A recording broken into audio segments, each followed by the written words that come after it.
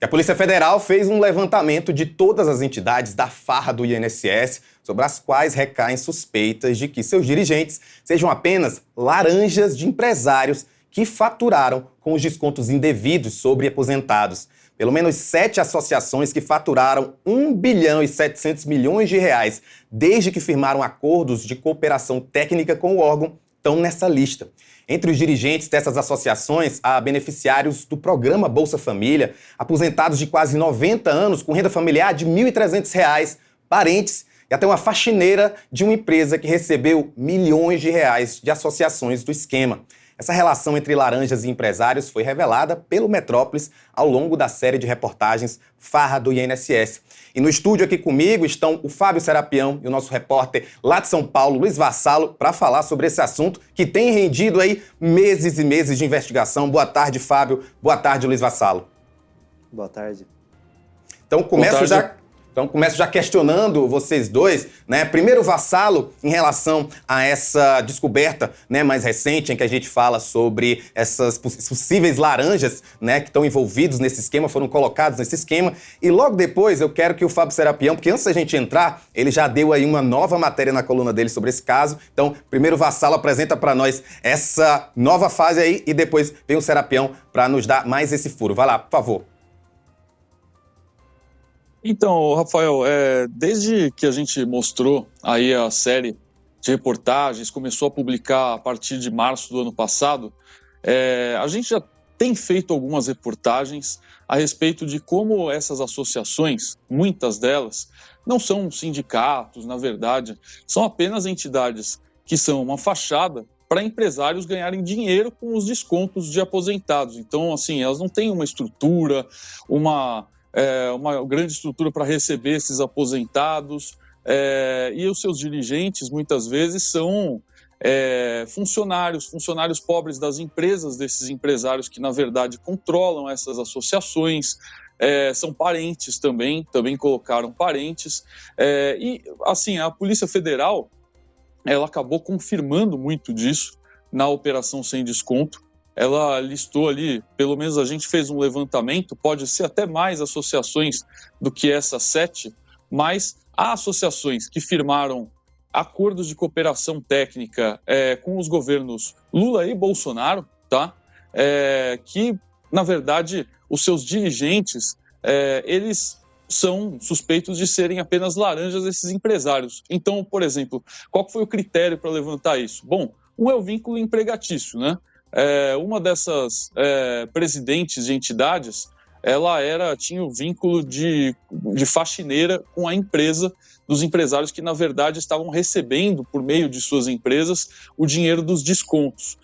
E outras pessoas, também beneficiárias de Bolsa Família, aposentada por invalidez, elas, na verdade, davam procurações para que advogados, empresários, representassem os interesses dessas associações. E a Polícia Federal ela foi além, né? Ela ainda descobriu a ligação desses empresários, né, as movimentações financeiras desses empresários com lobistas do esquema, que eram responsáveis aí pelo pagamento de propinas a agentes públicos, e também, né, um desses lobistas é o Antônio Camilo Antunes, o careca do INSS, como ele é conhecido, que a gente também mostrou a existência dele aqui no Metrópolis no ano passado, durante a série de reportagens, e também, além disso, essas associações também tinham uma relação direta ali com pagamentos a diretores do INSS. Então, esse é o levantamento que foi feito pela Polícia Federal. Um detalhe até interessante é que uma dessas associações ela havia sido expulsa pelo INSS em 2019, junto com outras 3 associações que também foram expulsas por fraude contra os aposentados.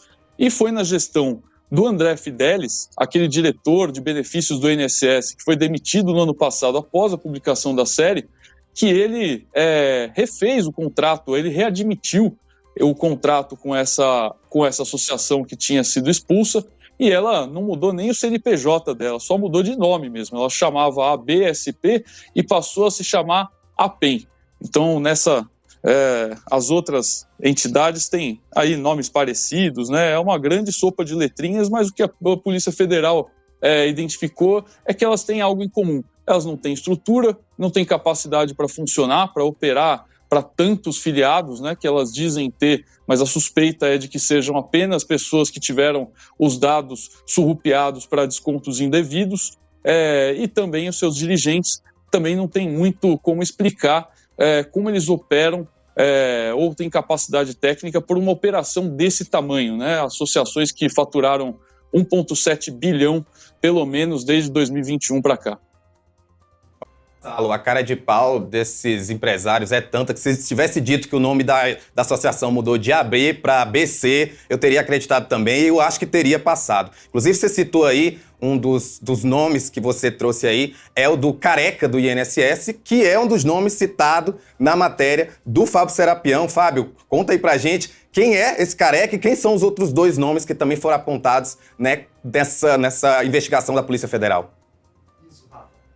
Ponto que o Vassalo, a gente fez uma matéria mostrando esse laranjal aí, isso é importante. Na semana passada eu já tinha falado um pouco, para a gente diferenciar um pouco, né? A Polícia Federal está investigando todas essas entidades, enfim, todos os repasses de descontos que foram feitos, mas o que já se descobriu até agora, e esse levantamento que a gente fez, que o Vassalo mostra na reportagem, é muito importante por isso, é que dentro dessas entidades parece que tem dois tipos aí, né? Falando com os investigadores, eles falam que agora, que ainda está no início da investigação, já dá para ver esses dois tipos.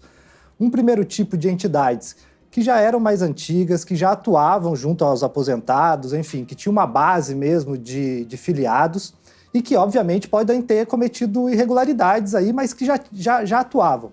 Mas o que apareceu também na investigação, e a matéria mostra muito isso, são essas entidades que foram criadas, ao que parece, só para ilícitos, né?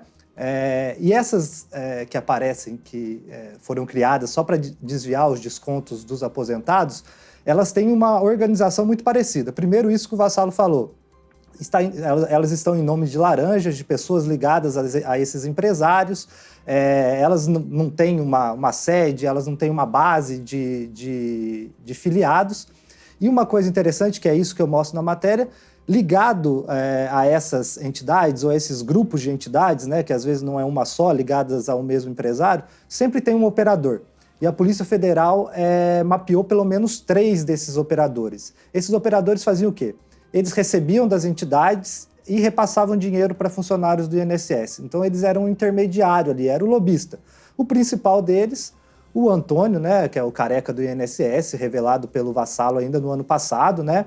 E esse parece ser o maior, porque ele tinha um grupo ali de entidades que repassava valores para ele, né, para as empresas dele, e que eram entidades que cresceram muito nesse período, né? Não existiam, não tinham muito uma atuação ali, uma base de filiados, quando explodiu. Passaram a fazer esse convênio com o INSS, passaram a fazer o desconto e o valor do desconto explodiu.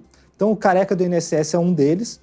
A segunda operadora apontada pela Polícia Federal, que faz essa intermediação entre a entidade e o INSS, seria uma advogada, Cecília Mota, do Ceará.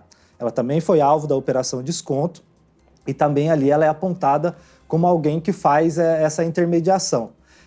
Em terceiro, tem um específico de uma entidade específica que a Polícia Federal coloca ali, que é a Conafer, né, que representa, a gente também já deu várias matérias sobre elas, né, o presidente dela é um pecuarista, e tem um assessor dele ali que a Polícia Federal aponta como sendo o operador também, porque viu ele recebendo da entidade, tem relação com a entidade, e também tem transações dele com pessoas ligadas ao INSS. Entre essas pessoas, um servidor do INSS, e também ele é o que a gente coloca, como a gente deu a matéria daquelas transações suspeitas ligadas ao ex-ministro de Jair Bolsonaro, o ministro do Trabalho, José Carlos Oliveira, que foi presidente do INSS também. Então, essa parte das empresas sendo de fachada, as entidades sendo de fachada, e esses operadores, eles mostram muito bem como funcionava o esquema nisso que a Polícia Federal chegou até o momento, né? A gente reforça sempre aqui, no dia da operação, o próprio diretor da Polícia Federal falou, ainda está no início, a investigação ainda está começando, a Polícia Federal chega nas empresas, chega nas entidades, chega nesses empresários, agora quer seguir o caminho do dinheiro. Mas basicamente isso, uma entidade, um operador ligado a ela ou a elas, né, algum grupo de entidade, e esse operador repassando o dinheiro para pessoas do INSS. Esse, me parece, até o momento, seu esquema que era praticado e aquilo, Rafa, que a gente tem falado desde o início, né? Agora é saber para onde essas entidades, esses operadores enviaram os bilhões que teriam sido desviados, né? A gente noticiou hoje que a AGU deve se reunir para fazer para discutir aí como vai devolver esses valores. A gente tem hoje também essa questão do ministro Carlos Lupe, se cai ou não cai, né, Rafa? Então, hoje, né? Vamos deixar para segunda-feira. Pois é, numa sexta brava fica mais difícil. Mas eu acho que é isso, Rafa. Já está bem claro qual é o esquema, né? Como funcionava a entidade, o operador e a ponta lá no INSS recebendo valores aí para cometer as irregularidades. Agora o caminho é descobrir onde foi parar esse dinheiro, para onde essas entidades, esses operadores mandaram esse dinheiro, para que a Polícia Federal consiga reaver esses valores e que esse dinheiro seja devolvido aos aposentados e pensionistas. Vassalo, um ponto que a gente sempre toca aqui é de que essa investigação esse esquema foi revelado pelo Metrópolis não só por uma questão jornalística, de favorecer o bom trabalho jornalístico que vem sendo feito, mas também para dar dimensão do tempo, né? A gente está falando de matérias que estão sendo publicadas desde o ano passado. Então, você que está acompanhando desde o início, você que revelou esse esquema, queria que você pudesse falar um pouco do como você o que é que você está achando da resposta do governo federal em relação a isso e quais são os pontos que, a partir da tua investigação, ainda faltam ser revelados, né, dentro aí dessa investigação, dessa super operação da Polícia Federal. Olha, acho que o governo federal tem, da pasta, né? Pastas têm dado alguma resposta, né? Por exemplo, no caso do Ministério da Justiça e da Polícia Federal, a Conselho-Geral da União, não há muito o que se falar, né? Eles fizeram um trabalho de investigação bem feito, rastrearam o dinheiro dessas associações até agentes públicos e, pelo visto, ainda tem muito o que rastrear, mas foi um trabalho bem feito, é uma história bem contada, né? Que tem começo e meio, aquela que a Polícia Federal conta na representação dela. E já o INSS, sob o governo Lula, sob o governo Bolsonaro, até já a reportagem sobre isso, sobre qual foi o papel dos governos, pelo menos nessa área, papel complementar. O governo Jair Bolsonaro nomeou pessoas do INSS que escancararam as portas para essas associações, muitas delas alvo da Polícia Federal, e o governo Lula demorou a agir, né? E agora tem falado em devolução de dinheiro e tudo mais, mas é algo que precisa ser avaliado, né? Esse dinheiro bloqueado pela Polícia Federal, quanto desse dinheiro bloqueado da Polícia Federal ativamente ressarcir os aposentados. Na Justiça, por exemplo, pedem danos morais, uma quantia que chega a valores maiores do que dos próprios. Às vezes conseguem indenizações morais e às vezes conseguem o dobro do dinheiro devolvido. Eles precisam, acho que, na verdade, tirar do campo do imaginário, né, o que vai ser feito a respeito disso, né?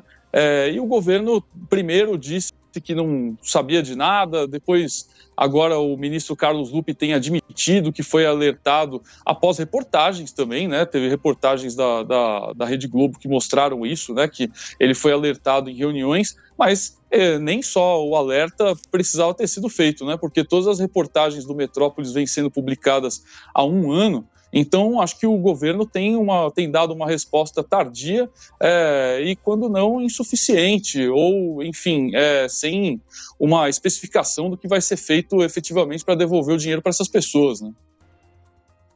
Serapião, um ponto aí que o Vassalo trouxe é sobre o fato de que essa farra do INSS ela acontece aí desde o governo anterior, entrando no governo atual, né? De acordo com tuas fontes lá na Polícia Federal, de que forma a Polícia Federal está enxergando esse período aí anterior ao governo atual, de que forma a gente teve inclusive o senador, esqueci o nome, o pessoal pode me dizer que teve entrevista com o Noblar essa semana, em que ele falou que provavelmente vai entrar aí o nome de um ministro que foi do governo Bolsonaro. Como é que a Polícia Federal está entrando nesse novelo aí que envolve não só o governo atual, como também o governo anterior? Pois é, Rafa. Primeiro, a Polícia Federal ela tem investigado o esquema como um todo, né? Obviamente, por uma questão de que esse atual governo é o que está no comando, foi quem indicou a cúpula do INSS, a crise cai no colo dele por 2 motivos. Primeiro, porque é ele o governo atual, e segundo, por essa demora que o Vassalo comentou.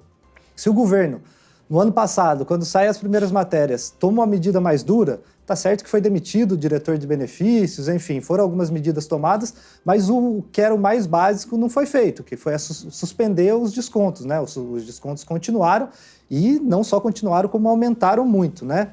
Então, tem esse ponto. Sobre a investigação em si da Polícia Federal, o material que a gente teve acesso até agora, como eu disse, é inicial, mas já aponta para todos os lados. Mostra ali pagamentos para os atuais diretores, né? Você tem esse André Fidelis, que era diretor de benefício no governo Lula, que recebeu. Você tem o procurador do INSS no governo Lula, que recebeu valores, 11,9 milhões.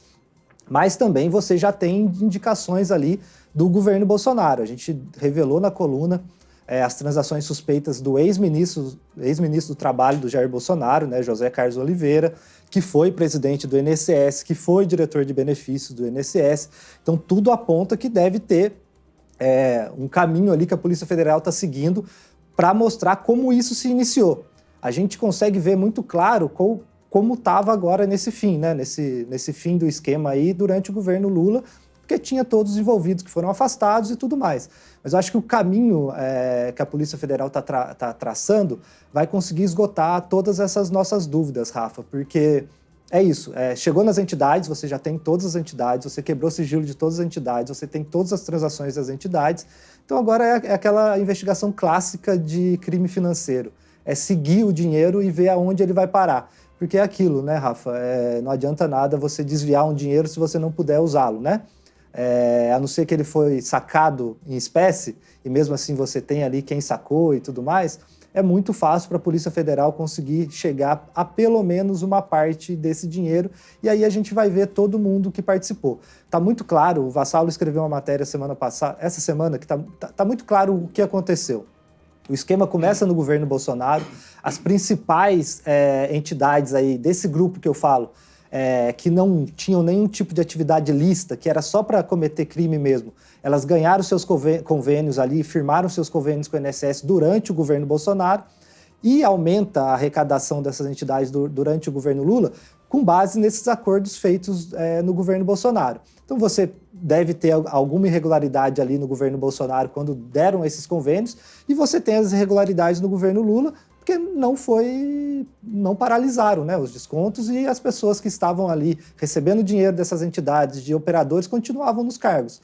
Então, acima de qualquer disputa política, que infelizmente a gente sabe, né, Rafa, qualquer assunto, qualquer tema hoje no Brasil, a gente já tem uma polarização, né? Fica bolsonaristas de um lado, petistas de outro. Nesse caso, como a maioria dos esquemas, né, não tem muito isso da coloração partidária, não. Era um esquema que estava acontecendo, que começou no governo Bolsonaro, continuou no governo Lula, e o trunfo que o governo Lula tem até o momento, ou pelo menos tinha, né, é que foi ele que investigou e está investigando, né? O problema aí entra a questão da comunicação, né? Se o governo Lula, no dia da operação, afastou todo mundo, demite todo mundo, afasta todo mundo envolvido, já consegue dar uma sinalização maior. Mas relembrando aqui no dia da operação, a gente foi para a coletiva com a informação de que o ministro Carlos Lupe iria demitir o presidente do INSS. Chega lá, a gente questiona o Lupe, ele fala que não vai demitir. Acaba a coletiva, 40 minutos depois, tem a cobrança do Lula, o presidente do INSS é demitido. Depois vem no final de semana as notícias de que o Lupe teria sido avisado em reuniões do INSS sobre isso, e não fez nada. Enfim, era uma crise que o governo Lula poderia ter deixado para o governo Bolsonaro se lá no início, com as primeiras matérias do Vassalo, tivesse sido paralisado o desconto e aberto uma investigação, vamos investigar e pronto. Foi aberta a investigação, mas não foi paralisado os descontos, né? Então agora a crise também cai no governo Lula, Rafa. Realmente, Vassalo, um aspecto que a gente também conversou aqui um pouco antes, né, que eu falei que sempre me choca muito quando a gente fala em valores, a gente está falando mais de 6 bilhões de reais, mas um ponto também que para mim é interessante a gente já tem ideia da quantidade de pessoas atingidas. Falo isso porque daqui a pouco o deputado Sóstenes Cavalcante deve entrar aqui com a gente porque, segundo ele, o PL vai lançar uma campanha para que as pessoas identifiquem se elas foram vítimas de fraude ou não. A gente já tem aí alguma dimensão da quantidade de pessoas que podem ter sido vítimas dessa fraude e, principalmente, as quantas andas aí as tratativas do governo para fazer com que esse dinheiro seja devolvido para essas pessoas? Olha, é uma auditoria do próprio INSS, que nós mostramos no ano passado, quando o INSS começou a investigar internamente isso, admitiu que pelo menos 1 milhão de pessoas tenham sido vítimas desse esquema e 45 milhões de reais tenham sido descontados indevidamente. Bom, essa cifra é bem maior, pelo visto, né, porque a operação da Polícia Federal ela lança suspeita sobre uma cifra de 6,2 bilhões, que é o faturamento dessas entidades. Há muitas dessas entidades que, de fato, tinham em larga escala o desconto indevido, porque elas têm essa estrutura, porque elas não são sindicatos com uma estrutura de atendimento aos aposentados, na verdade eram apenas fachada, então é muito provável que haja associações aí que esse número chegue perto de 100%. Uma auditoria, acho que da CGU, se não me engano, eu só não queria errar esse número, mas aponta para pelo menos 4 vezes mais do que esse 1 milhão de aposentados vítimas, né? E o governo é isso, né? Ele começou a falar sobre a devolução do dinheiro, né? É esperar que isso não saia dos cofres, né, da União, né? Que seja o dinheiro apreendido ou bloqueado pela Polícia Federal, se é que isso vai ser suficiente para ressarcir essas pessoas, porque os movimentos de lavagem de dinheiro, um esquema de lavagem de dinheiro envolve prejuízo. Quando um bandido tem que esquentar dinheiro, ele faz uma operação naturalmente deficitária para que ele fique com parte desse dinheiro. E também, além disso, existe a dilapidação de patrimônio dos investigados. Eles fazem compras, carros de luxo, colocam em nome de terceiros. Não há uma garantia que dá para bloquear só na operação da Polícia Federal todo esse dinheiro. Em outras operações do passado, isso foi viabilizado por meio de acordos de leniência e delação premiada, que é algo que não se fala ainda nessa operação, né? Mas em que as empresas e os envolvidos, os implicados, topavam, além de confessar os seus crimes, devolver também o dinheiro, né? Então, talvez num futuro, né, passe por aí, né? A gente não sabe qual que é a postura desses operadores, desses diretores, mas eles estão muito implicados no esquema e não é algo a ser eventualmente, imagino, né, que pelo menos pela cabeça de algum deles, eventualmente se passe esse tipo de estratégia de defesa. Mas o governo, apesar de falar sobre a devolução dos valores, ele detalha como, né? Então, ficam palavras ao vento, né? Afinal, como o Serapião disse, né? Dinheiro aí que saiu, não sabe de onde vem, não sabe para onde volta. Pessoal, agradeço muito a participação de vocês. Espero, de fato, de que se for para sair ministro, se for para o Vassalo derrubar um ministro, que não seja hoje, deixa para segunda-feira. Mas, claro, a gente vai continuar tratando desse assunto seríssimo, que vem sendo tratado desde o ano passado. Lembrar sempre, foi revelado aqui pelo Metrópolis. Então, qualquer novidade, podem voltar aqui com a gente. Obrigado, Rafa. Obrigado, Rafa. E como o Serapião falou, na noite dessa quinta-feira, o ex-presidente Jair Bolsonaro falou por chamada de vídeo com apoiadores que estão lá em frente ao Hospital DF-Star, aqui em Brasília. Apesar dele ainda estar hospitalizado, ele disse que, se tiver condições, vai participar da manifestação em prol da anistia que está marcada para o próximo dia 7 de maio. A chamada foi feita por Eduardo Torres, que é irmão de Michele Bolsonaro.